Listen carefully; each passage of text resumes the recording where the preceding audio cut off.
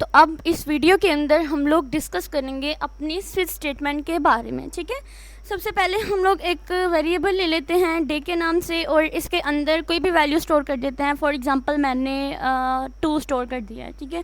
उसके बाद आप लोगों ने क्या करना है, ये मेरे पास एज ए इनपुट ही हुई ना, तो मैंने क्या करना है, स्विच स्टेटमेंट का यूज़ करना है। अब स्विच का यूज़ क्यों करते हैं हम लोग, क्योंकि हमें समटाइम्स स्विच करना पड़ता है, कुछ केसेस को स्विच करना पड़ता है। जैसे मैं आपको ये एग्जांपल करवाऊंगी ना, तो आपको इससे क्लियर हो जाएगा, ठीक है। ये भी हमारे पास डिसीजन मेकिंग के लिए होता है कि कौन सा ब्लॉक ऑफ कोड, कौन सा केस जो है ना वो हमारे पास चलेगा। अब मेरे पास जो है वो वेरिएबल क्या था, डे के नाम से, ठीक है। इसको मैं यूज़र डिफाइन भी लूँगी, लेकिन यूज़र डिफाइन हम लोग थोड़ी बाद में करेंगे, ठीक है। डे के नाम से लिया। अब इस स्विच की हमारे पास बॉडी बनती है और इसी बॉडी के अंदर हमारे केसेस चलते हैं। फॉर एग्जाम्पल अगर मेरे पास केस 1 है ना, तो इसके अंदर मैं सिंपल तरीके से लिखूंगी आउटपुट के लिए system dot out dot println, ठीक है। और इसके अंदर मैं लिख दूंगी कि मेरे पास जो डे 1 है, डे 1 कौन सा होता है। फॉर एग्जांपल मैं कह देती हूँ कि मेरे पास मंडे जो है ना वो डे 1 है। इसी तरह से मेरे पास बाकी सारे के सारे जो है ना केसेस चलेंगे। तो मैं ऐसा करती हूँ, इस केस को मैं कर लेती हूँ यहाँ से कॉपी, ठीक है। और नेक्स्ट मैं जितने केस चाहूँ मैं इसको चला सकती हूँ, केस 1 2 3 और 3 तक ही चला लेते हैं, ठीक है। फॉर एग्जांपल इसके अंदर क्या है, केस 2 है ये मेरा, इसके बाद ये मेरे पास केस 3 है और इसके बाद मेरे पास ये केस 4 है, ठीक है। अब ये पहला जो केस था वो मंडे है और दूसरे वाले को मैं कह देती हूँ कि जी मेरे पास ये ट्यूसडे है। देन थर्ड वाला जो है ना वो मेरे पास क्या है, आई थिंक वेनसडे, ठीक है। उसके बाद मेरे पास फोर्थ वाला होता है थर्सडे। तो मैंने यहाँ पे बस 4 दिन ही लिए हैं, ठीक है, इनको डिस्प्ले कराने के लिए। और एंड पे क्या होता है कि जैसे ही मेरे केसेस ख़त्म होते हैं ना, तो मैं हर एक के बाद जो है ना वो मेरे पास मेरी एक स्टेटमेंट लगती है, ब्रेक स्टेटमेंट। तो क्या ब्रेक स्टेटमेंट क्या करती है कि ये उस चीज़ को ब्रेक कर देती है। यानी अगर मेरा डे 2 में मंडे आ जाता है तो क्या होगा कि यहाँ पर ब्रेक हो जाएगा, बाकी केसेस को वो चेक ही नहीं करेगा। लेकिन अगर नहीं आता मंडे तो देन क्या करेगा, वो नेक्स्ट जाएगा, केस 2 को चेक करेगा, केस 2 को चेक करने के बाद वो इस चीज़ को भी कर देगा, ब्रेक कर देगा। फिर केस 3 को चेक करेगा, अगर केस 2 नहीं आता तो देन इस चीज़ को भी वो ब्रेक कर देगा, ठीक है। इसी तरह से मेरे पास फोर्थ वाला केस चलेगा, उसमें भी वो इस चीज़ को ब्रेक कर देगा। इसके बाद मेरे पास चलती है बाय डिफ़ॉल्ट। अगर इनमें से कोई भी केस नहीं आ रहा तो मेरे पास डिफ़ॉल्ट चलता है, ठीक है, डिफ़ॉल्ट केस चलता है इसके अंदर। और इसके अंदर मेरे पास जो आउटपुट में आता है जो कि है system dot out dot println. और मोस्टली हम लोग कहते हैं कि अगर इन ऊपर वाले केसेस में से अगर कोई नहीं चला तो हम सिंपल तरीके से एक आउटपुट डिस्प्ले करा देते हैं इनवैलिड डेज, ठीक है। यानी कि ये चीज़ें इनवैलिड है, ये इसके अंदर एग्जिस्ट ही नहीं कर रही। उसके बाद हम क्या करते हैं, इसके बाद भी हम लोग ब्रेक लगाते हैं ताकि नेक्स्ट कोई और स्टेटमेंट जो है ना वो ना चले। तो यहाँ पर जो है वो मेरा कोड इसी तरह से स्विच में हम लोग करते हैं, Ctrl+S करके हम लोग इसको सेव कर लेते हैं, क्योंकि मैंने क्लास जो थी वो डिसीजन मेकिंग वाली ही ली थी। Ctrl+B करके हम लोग इसके अंदर जो है वो एरर चेक करते हैं। तो देखिए इसके अंदर किसी किस्म का कोई एरर नहीं है। तो सिंपली हम लोग क्या करेंगे, दोबारा से अपने CMD पर जाएंगे, यहाँ पर CD डेस्कटॉप। याद रखें अगर आप डाउनलोड के फोल्डर के अंदर सेव कर रहे हैं ना तो आपने CD डाउनलोड लिखना है, ठीक है।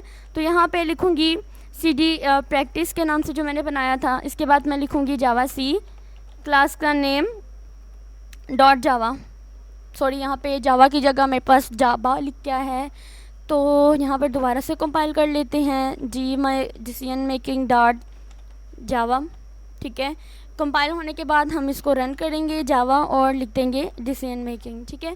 तो ये मेरे पास चूँकि सेकंड डे वाला जो है ट्यूसडे था वो मेरे पास यहाँ पर आ गया है। अब यहाँ पर आप लोग देख सकते हैं कि यहाँ पर ट्यूसडे जो है वो डे 2 मेरे पास आउटपुट में डे 2 था। तो यहाँ पर मेरे पास जो है वो मंडे डे 1 नहीं आ सकता, क्योंकि मंडे जो है वो केस 1 में नहीं आ रहा।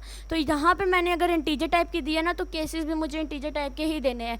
अगर मैं यहाँ करेक्टर टाइप के देती हूँ ना तो मुझे केसेस भी करेक्टर देने हैं। फॉर एग्जाम्पल अगर मैं यहाँ पे करेक्टर देती हूँ ना, सिंपल तरीके से ये करेक्टर, तो मैं क्या करूँगी कि यहाँ पे केसेस में मैं लिख दूँगी केस A लिख दूँगी, ठीक है। इसी तरह से केस B लिख दूँगी, ठीक है। तो यहाँ पर भी मुझे क्या देना पड़ेगा कि मेरे पास जैसे C लिख देती हूँ तो यहाँ पर अच्छा करेक्टर के लिए हम लोग क्या करते हैं, सिंगल कोट लिखते हैं, इसके अंदर C लिख दूँगी, ठीक है। इसी तरह से आपने करेक्टर के लिए भी लिखने हैं, इसके अंदर भी लिख देती हूँ C और यहाँ पर लिख देती हूँ केस D, सॉरी D को मैंने कैपिटल लिखना था। अब मैं अगर इसको चेक करती हूँ Ctrl+B करके तो क्या इसके अंदर कोई एरर आएगा। तो यहाँ पर मेरे पास हर एक के अंदर एरर आ गया है। अब एरर किस वजह से आया है कि यहाँ पर जो मैंने करेक्टर लिखे हैं, ठीक है, अब मैं बताती हूँ आपको। अब ये एरर डालने का भी आपको बेसिक पर्पज़ यही था कि सम टाइम स्टूडेंट गलती कर जाते हैं। आप लोगों ने ये जो हमारे पास राइट साइड पे ऑपरेंड है ना, इस चीज़ का ख्याल रखना है कि ये अगर स्ट्रिंग करैक्टर वाले कोड्स के अंदर आ रहा है ना, तो हमारे पास केसेस जो है ना वो भी इसी कोड्स के अंदर ही आएंगे। फॉर एग्जांपल मैं यहाँ पर कोड डालती हूँ ना, तो इसके अंदर ए डाल दूँगी, ठीक है, मेरे पास ए जो है वो कैपिटल आ जाएगा। इस तरह से आप लोगों ने बी जो है इसके अंदर भी आप लोगों ने सिंगल कोट डालकर सिंपल अंदर बी लिख देना है। इसी तरह सी है, इसको भी सिलेक्ट करें, इसको भी सिंगल कोट के अंदर ले जाएं। इसी तरह से मेरा डी है, तो इसको भी आप लोग सिलेक्ट करें और इसको सिंगल कोट के अंदर ले जाएं। अब कंट्रोल बी करके एरर चेक करें, तो अब आपका एरर जो है वो नहीं आएगा। बात याद रखनी है कि स्विच केसेस में जब आपने अगर करेक्टर बनाना है, तो करेक्टर के लिए जो आपने इस साइड पे करेक्टर अगर लिखे ना, तो इसमें केसेस भी करेक्टर टाइप के ही चलेंगे, ठीक है। तो इसी तरह से हमारे जो है ना ये चलते हैं। अगर मैं यहाँ पे करेक्टर सी लिखा तो मेरे पास केस सी चलना चाहिए, तो मेरे पास है वेडनेसडे, तो मेरे पास आउटपुट में वेडनेसडे आना चाहिए। तो चलिए हम इसको भी CMD पे रन करके देखते हैं। तो सिंपल तरीके से अगर CMD पे मैं इसको दोबारा से करूँ, जावा सी लिखकर, ठीक है, जावा सी और क्लास का नाम था डिसीजन मेकिंग डॉट जावा। उसके बाद ये कंपाइल हो रहा है। अब मैं इसको रन करती हूँ जावा और मैं लिख देती हूँ क्लास का नेम, ठीक है।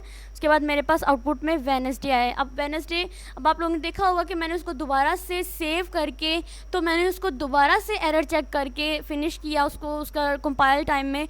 तो यहाँ पर मेरे पास जो था वो डिसीजन मेकिंग वाली क्लास जो है ना, उसने मुझे दूसरी आउटपुट दी। अगर मैं बगैर सेव किए, चाहे मेरा ये करेक्ट भी होता और एरर चेक किए बगैर भी अगर लिखती, तो देन मेरे पास वो मुझे ट्यूसडे आउटपुट देता। क्यों? क्योंकि वो पहली वाली को ही कंपाइल और रन कर रहा होता, ठीक है। अगर आपको स्विच वाली स्टेटमेंट अच्छी लगी हो तो वीडियो को लाइक कर दें, वीडियो को और चैनल को सब्सक्राइब कर दें, और ज़्यादा से ज़्यादा अपने फेलोज़ के साथ शेयर करें ताकि उनका भी भला हो। Thank you so much.